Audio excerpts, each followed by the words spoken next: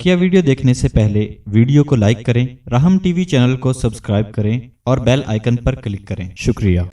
My next speaker of the day is Imam Khurram Shehzad اور topic ہے ان کا صحبت با اولیاء، صحبت با اولیاء by امام خرم شہزاد۔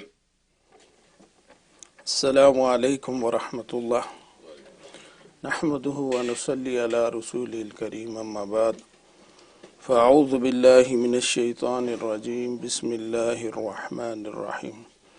قال اللہ سبحانہ وتعالی فی مقام آخر، اعوذ باللہ من الشیطان الرجیم، بسم اللہ الرحمن الرحیم، یا ایہا الذین آمنوا اتقوا اللہ وکونوا مع الصادقین، صدق اللہ العظیم۔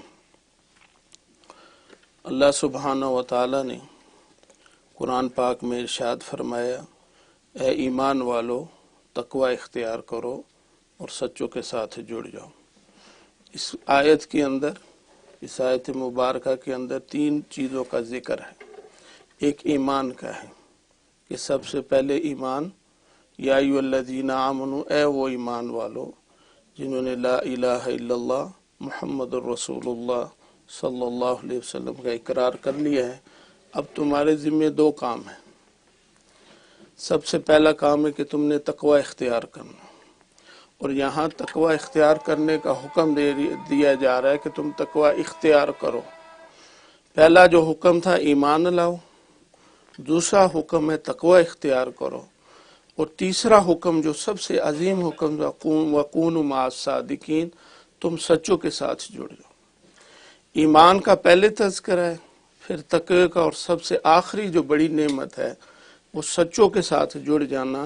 اس کی طرف اشارہ فرما رہے، تمہارا ایمان اور تقوی کا اصل حاصل جو ہے وہ سچوں کی جو ہے صحبت ہے۔ اسی لیے انسان جو ہے ہمیشہ اچھائی کو پسند کرتا ہے، برائی کو پسند نہیں کرتا۔ اسی لیے اللہ تعالیٰ نے ایک ایسی صورت ہمیں عطا فرمائی ہے کہ جس میں ہم اللہ سے یہی بار بار مانگتے ہیں، یا اللہ ہمیں اچھوں کا ساتھ دینا، بروں کے ساتھ سے بچا لینا، دنیا میں بھی اچھوں کا ساتھ دینا اور آخرت میں بھی اچھوں کا ساتھ ملے۔ جیسے کہ آپ بار بار کہتے ہیں اہدنا الصراط المستقیم، اے اللہ ہمیں سیدھا راستہ دکھا، اے اللہ ہمیں سیدھا راستہ دکھائیں، بار بار اقرار، بلکہ ہم خود اللہ سے درخواست کرتے ہیں، یا اللہ ہمیں سیدھا راستہ، صراط الذین انعمت علیہم، راستہ ان لوگوں کا جو آپ کے محبوب ہیں، پسندیدہ ہیں۔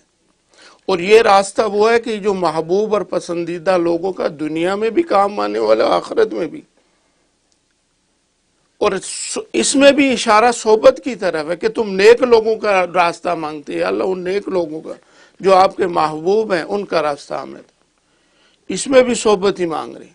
اسی لیے اللہ تعالیٰ نے آگے جن کو کہ وَيُضِلُّ بِهِ كَثِيرًا وَيَهْدِ بِهِ كَثِيرًا، گمراہ وہ لوگ ہوں گے جو ان سچوں کا ساتھ چھوڑ دیں گے۔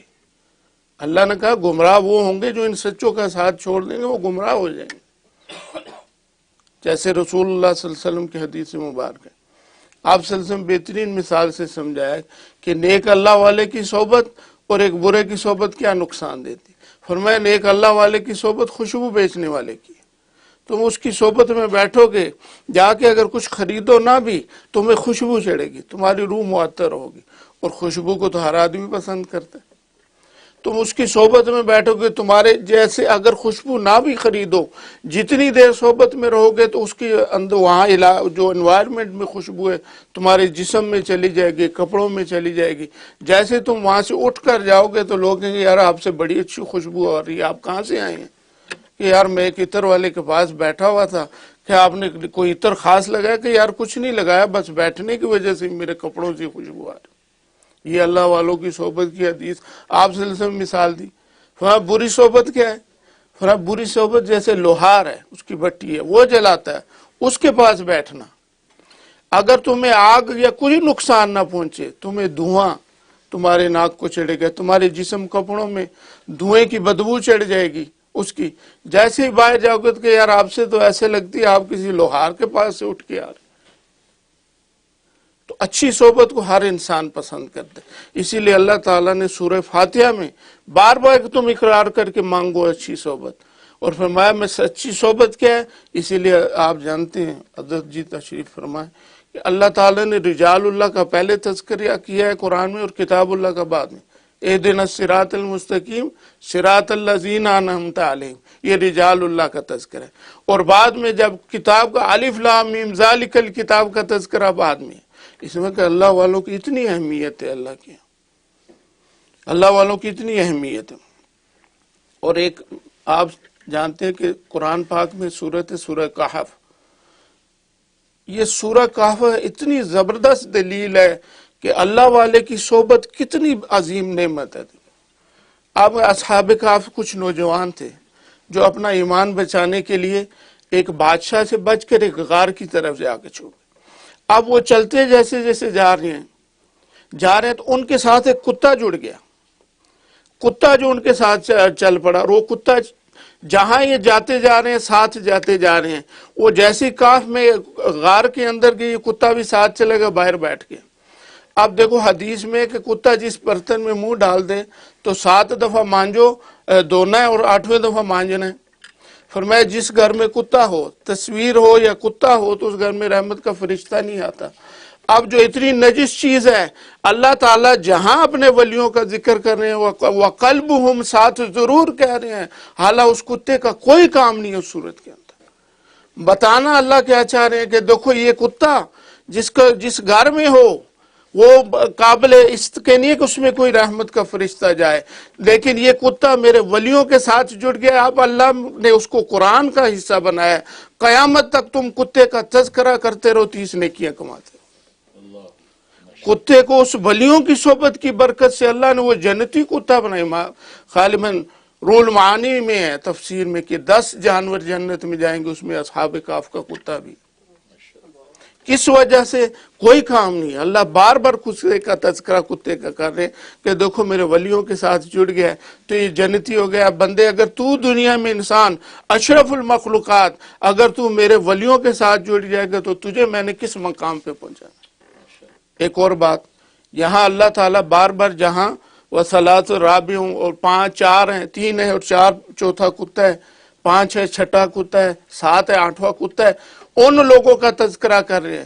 فرماتے ہیں جہاں اللہ تعالیٰ نے ایمان والوں کا تذکرہ کیا ہے، جہاں تم 3 ہوگے چوتھا تمہارا رب ہوگا، وہاں کتے کا ذکر کیا ہے. اس امت کی شان دیکھیں، اللہ نے کہا جب 3 ہوگے چوتھا تمہارا رب ہوگا، اور رب جس کا ساتھ ہو جائے تو اس کا کیا مرتبہ ہوگا.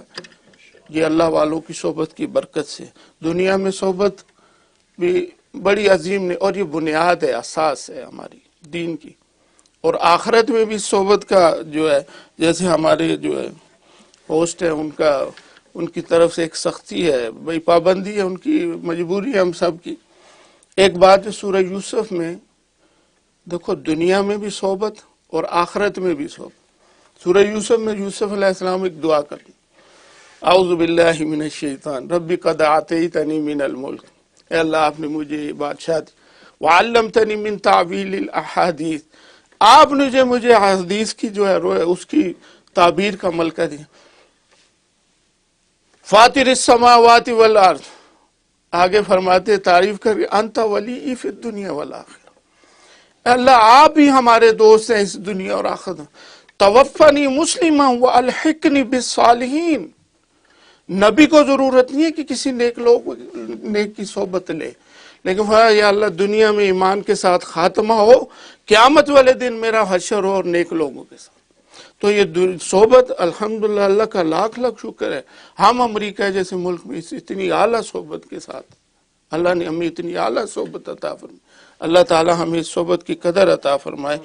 اور ایک آخری بات معذرت کے ساتھ، آپ کو ایک حق ولی اور نا حق ولی، جھوٹا ولی اور سچا ولی، اس کی ایک نشانی آسانی سے عزت کی جائے. دیکھو جو حق ولی ہوتا ہے وہ تو کرتا ہے، یہ یاد رکھنا. حق ولی تو کرے گا، اور جو جھوٹا ولی ہوگا وہ میں کرے گا. آگے تو میں سے کیا. جو جھوٹا ولی ہوگا وہ کہے جی میں نے یہ کیا ہے، یہ میرا کمال ہے، میں نے ایسے کیا تھا، میں نے یہ ایسے کیا تھا. آپ سو میں کرم سے سمجھو جھوٹا ہے. جو حق ولی ہو ہمیشہ کہے رب تو نے ہی سب کچھ کیا ہے، تیری عطا سے ہی میرے پاس سب کچھ ہے. آج لوگ میری عزت، میرا مرتبہ، میرا مقام یہ تیری عطا کی ہوئے، جیسے سیدنا یوسف علیہ السلام کرتے ہیں. اللہ تعالی ہم اس صحبت کی قدر نصیب فرما دے، اور دنیا اور آخرت دونوں جہانوں میں اس بہترین صحبت سے ہمیں فائدہ اٹھانے کی توفیق نصیب فرمائے. وآخر دعوانا ان الحمدللہ رب العالمین. ماشاء اللہ، جزاکم اللہ خیر امام خرم شہزاد صاحب.